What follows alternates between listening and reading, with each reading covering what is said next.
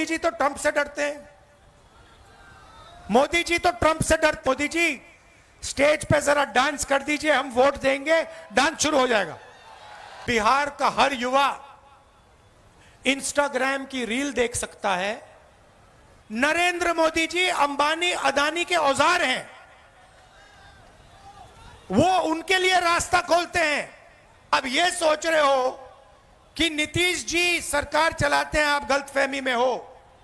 सरकार remote control से चलती है, सरकार मोदी जी अमित शाह जी चलाते हैं और उनको जो चाहिए वो होता है। 50 बार सुनो, 50 बार अमेरिका के राष्ट्रपति ने बोला है कि मैंने नरेंद्र मोदी को डराकर ऑपरेशन सिंदूर बंद कराया। 50 बार बोला है। नरेंद्र मोदी के मुंह से चू तक नहीं निकला। उनका अपमान हर रोज ट्रंप कर रहा है, हर रोज अलग अलग देश में जाके वो उसका अपमान कर रहा है। ट्रंप कहता है कि नरेंद्र मोदी में दम नहीं है, नरेंद्र मोदी को सामने अपने सामने मैंने झुका दिया। नरेंद्र मोदी के मुंह से चू तक नहीं निकलती। नरेंद्र मोदी जी ने एक बार यह नहीं कहा कि डोनाल्ड ट्रंप उल्टी सीधी बात कर रहा है, झूठ बोल रहा है। ऐसा आदमी बिहार में विकास कभी नहीं ला सकता,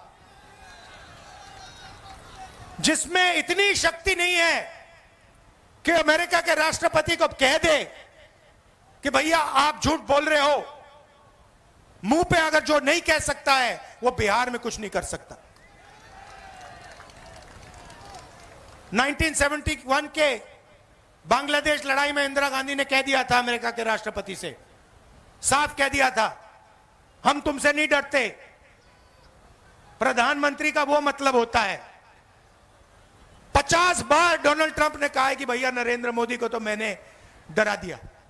50 बार, एक बार नहीं, 2 बार नहीं, आज बोला फिर से कि मैंने नरेंद्र मोदी को फोन लगाया और कहा कि भैया ऑपरेशन सिंदूर को रोको, और ऑपरेशन सिंदूर रुक गया।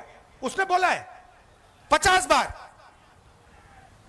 हमारी सेना के बारे में बोल रहा है, हमारी वायु सेना के बारे में बोल रहा है, और हमारे प्रधानमंत्री ये नहीं कह सकते हैं कि नहीं ये सच नहीं है, तुम झूठ बोल रहे हो, दम नहीं है।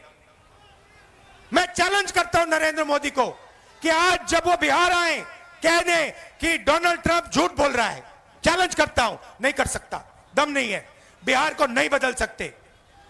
इसीलिए भाई और बहनों, वोट चोरी को रोकना है, वोट चोरी को रोकना है, संविधान को बचाना है।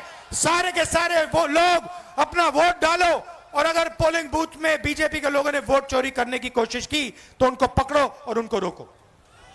भाई और बहनों, महाराष्ट्र का चुनाव इन्होंने चोरी किया है, हरियाणा का चुनाव इन्होंने चोरी किया है, और ये बिहार का चुनाव चोरी करने की कोशिश कर रहे हैं।